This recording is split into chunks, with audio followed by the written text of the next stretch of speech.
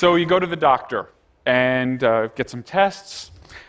Doctor determines that you have high cholesterol and you would benefit from medication to treat it. So you get a pill box. You have some confidence, your physician has some confidence that this is going to work. The company that invented it did a lot of studies, submitted it to the FDA. They studied it very carefully, skeptically. They approved it. They have a rough idea of how it works. They have a rough idea of what the side effects are. It should be okay. You have a little bit more of a conversation with your physician, and the physician is a little worried because you've been blue, you haven't felt like yourself, you haven't been able to enjoy things in life quite as much as you usually do. Physician says, you know, I think you have some depression. Going to have to give you another pill. So now we're talking about two medications. This pill also, millions of people have taken it, company did studies, FDA looked at it, all good. Think things should go okay. Think things should go okay. Well, wait a minute. How much have we studied these two together? Well, it's very hard to do that. In fact, it's not traditionally done. We totally depend on what we call post-marketing surveillance. After the drugs hit the market, how can we figure out if bad things are happening between two medications? 3, 5, 7. Ask your favorite person who has several diagnoses how many medications they're on. So why do I care about this problem? I care about it deeply. I'm an informatics and data science guy. And really, in my opinion, the only hope to understand these interactions is to leverage lots of different sources of data in order to figure out when drugs can be used together safely and when it's not so safe. So let me tell you a data science story, and it begins with my student Nick. Let's call him Nick because that's his name. Nick was a young student, and I said, you know, Nick, we have to understand how drugs work and how they work together and how they work separately, and we don't have a great understanding. But the FDA has made available an amazing database. It's a database of adverse events. They literally put on the web, publicly available, you could all download it right now, hundreds of thousands of adverse event reports from patients, doctors, companies, pharmacists.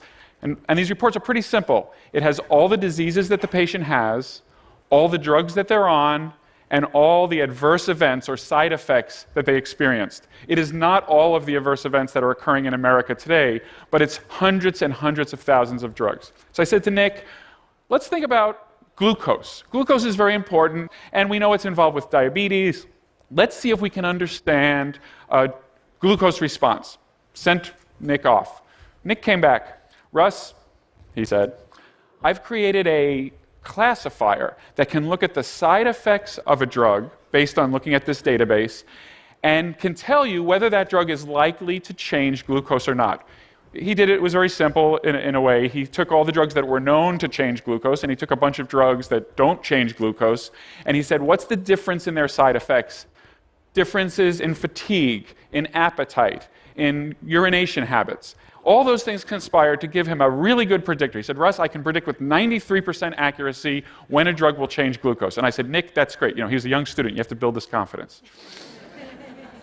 But Nick, there's a problem. It's that every physician in the world knows all the drugs that change glucose because it's core to our practice. So it's great, you know, good job, but not really that interesting, definitely not publishable. He said, I know, Russ, I thought you might say. Nick is smart. I thought you might say that, Russ, so I did one other experiment. I looked at people in this database who were on 2 drugs, and I looked for signals similar, glucose-changing signals for people taking 2 drugs, where each drug alone did not change glucose, but together I saw a strong signal. I said, oh, you're clever, good idea, show me the list. And there's a bunch of drugs that are not very exciting, but what caught my eye were, on the list, there were 2 drugs, paroxetine, or Paxil, an antidepressant, and pravastatin, or Pravachol, a cholesterol medication. And I said, there are millions of Americans on those 2 drugs. In fact, we learned later, 15 million Americans on paroxetine at the time, 15 million on pravastatin, and 1 million, we estimated, on both. So that's 1 million people who might be having some problems with their glucose if this machine learning mumbo-jumbo that he did in the FDA database actually holds up. But I said, Nick, it's still not publishable because, I love what you did with the mumbo jumbo, with the machine learning, but it's not really standard of proof evidence that we have. So we have to do something else. Let's go into the Stanford electronic medical record. We have a copy of it that's okay for research. We removed identifying information. And I said, let's see if people on these two drugs have problems with their glucose. Now, there are thousands and thousands of people in the Stanford medical records that take paroxetine and pravastatin. But we needed special patients. We needed patients who were on one of them and had a glucose measurement, then got the second one and had another glucose measurement, all within a reasonable period of time, something like 2 months. And when you did that, we found 10 patients. However, 8 out of the 10 had a bump in their glucose when they got the second P. We call this P and P. When they got the second P, either one could be first, second one comes up, glucose went up 20 milligrams per deciliter. Just as a reminder, you walk around normally, if you're not diabetic, with a glucose of around 90. And if it gets up to 120, 125, your doctor begins to think about a potential diagnosis of diabetes. So a 20 bump, pretty significant. I said, Nick, this is very cool, but I'm sorry, we still don't have a paper because this is 10 patients, and kind of give me a break. It's not enough patients.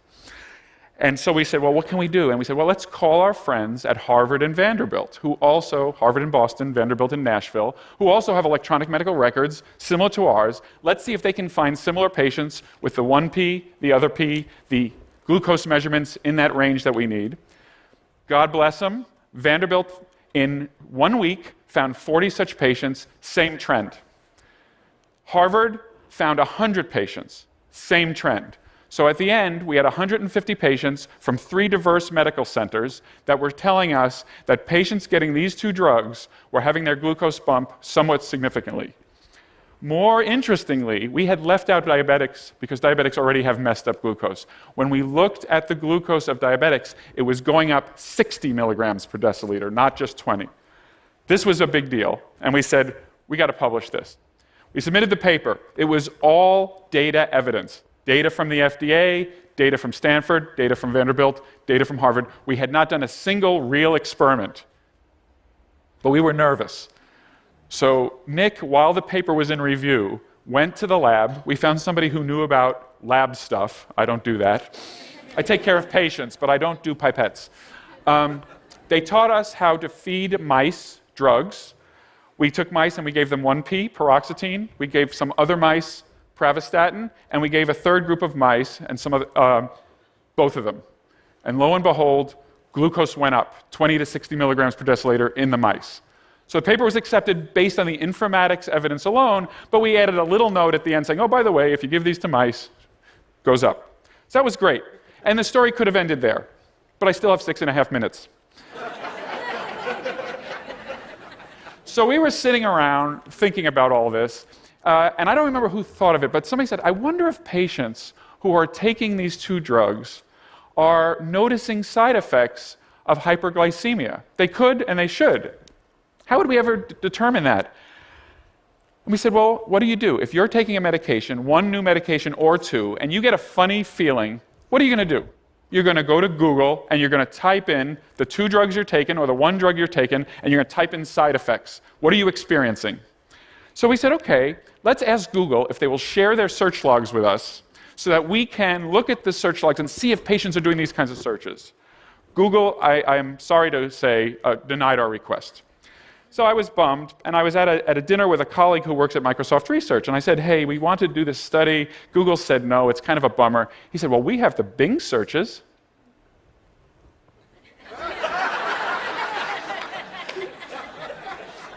Yeah, that's great. Now I felt like I was talking to Nick again. And, he works for one of the largest companies in the world, and I'm already trying to make him feel better. But he said, no, Russ, he said, you might not understand. We not only have Bing searches, but if you use Internet Explorer to do searches at Google, Yahoo, Bing, any, then for 18 months we keep that data for research purposes only. I said, no, now you're talking. This was Eric Horvitz, my friend at Microsoft. So we did a study. where we defined 50 words that a regular person might type in if they're having hyperglycemia, like fatigue, loss of appetite, urinating a lot, peeing a lot, forgive me, but that's one of the things you might type in. So we had 50 phrases that we called the diabetes words. And we did first a baseline. And it turns out that about 0.5 to 1% of all searches on the internet involve one of those words. So that's our baseline rate. If people type in paroxetine or Paxil, those are synonyms, and one of those words, the rate goes up to about 2% of diabetes-type words if you already know that there's that paroxetine word. If it's pravastatin, the rate goes up to about 3% from the baseline. If both paroxetine and pravastatin are present in the query, it goes up to 10%, a huge fourfold, 3 to 4-fold increase in those searches with the two drugs that we were interested in and kind of diabetes-type words or hyperglycemia-type words. We published this, and it got some attention. The reason it deserves attention is patients are telling us their side effects indirectly through their searches. We brought this to the attention of the FDA. They were interested. They have set up social media surveillance programs to kind of collaborate with Microsoft, which had a nice infrastructure for doing this, and others, to look at Twitter feeds, to look at Facebook feeds, to look at search logs, to try to see early signs that drugs, either individually or together, are causing problems. So what do I take from this? Why do I tell this story? Well, first of all, we have now the promise of big data and medium-sized data to help us understand drug interactions and really fundamentally drug actions. How do drugs work? This will create and has created a new ecosystem for understanding how drugs work and to optimize their use.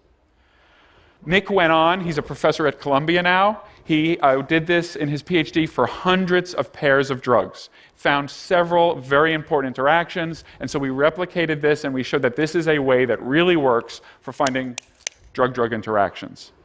However, there's a couple of things. We don't just use pairs of drugs at a time. As I said before, there are patients on 3, 5, 7, 9 drugs. Have they been studied with respect to their 9-way interaction? Yes, we can do pairwise, A and B, A and C, A and D, but what about A, B, C, D, E, F, G all together being taken by the same patient, perhaps interacting with each other in ways that either makes them more effective or less effective or causes side effects that are unexpected? We really have no idea. It's a blue sky, open field for us to use data to try to understand the interaction of drugs. 2 more lessons. I want you to think about the power that we were able to generate with the data from people who had volunteered their adverse reactions through their pharmacists, through themselves, through their doctors, the people who allowed the databases at Stanford, Harvard, Vanderbilt to be used for research. People are worried about data. They're worried about their privacy and their security. They should be. We need secure systems. But we can't have a system that closes that data off because it is too rich of a source of inspiration, innovation, and discovery for new things in medicine. And then the final thing I want to say is, in this case, we found 2 drugs, and it was a little bit of a sad story. The 2 drugs actually caused problems. They increased glucose. They could throw somebody into diabetes who would otherwise just be not in diabetes. And so you would want to use the 2 drugs very carefully together, perhaps not together, make different choices when you're prescribing. But there was another possibility. We could have found 2 drugs or 3 drugs that were interacting in a beneficial way. We could have found new effects of drugs that neither of them has alone, but together, instead of causing a side effect, they could be a new and novel treatment for diseases that don't have treatments or where the treatments are not effective. If we think about drug treatment today, all the major breakthroughs for HIV, for tuberculosis, for depression, for diabetes, it's always a cocktail of drugs. And so the upside here, and the subject for a different TED Talk on a different day, is how can we use the same data sources to find good effects of drugs in combination that will provide us new treatments, new insights into how drugs work, and enable us to take care of our patients even better. Thank you very much.